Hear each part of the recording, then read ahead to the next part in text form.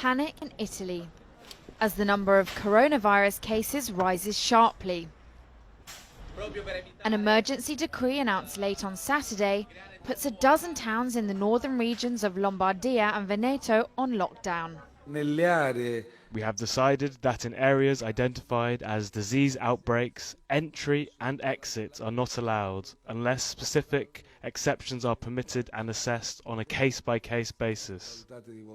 The special powers were introduced just a few hours after two people with the virus died, a 78-year-old man and a 77-year-old woman. On the 20th of February, a 77-year-old woman who had been suffering from a number of illnesses was found dead in her home. This person was swabbed post-mortem and found to be positive of coronavirus. With schools, businesses and restaurants being forced to close, villages like Codogno have become ghost towns. Sì, un po' sì, c'è un po' di allarmismo perché potremmo essere. I'm a bit scared because we can all be contaminated. As I work in a restaurant, I have lots of contact with people. Un po' di paura c'è. Italy's commercial capital has also been affected. Proporrò al Presidente della Regione.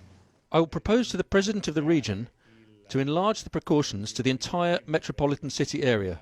These are just precautions. At Milan Fashion Week, designer Giorgio Armani has announced he'll hold a guestless show. Officials in Italy are urging people not to worry. They're following World Health Organization guidelines to try and contain the disease.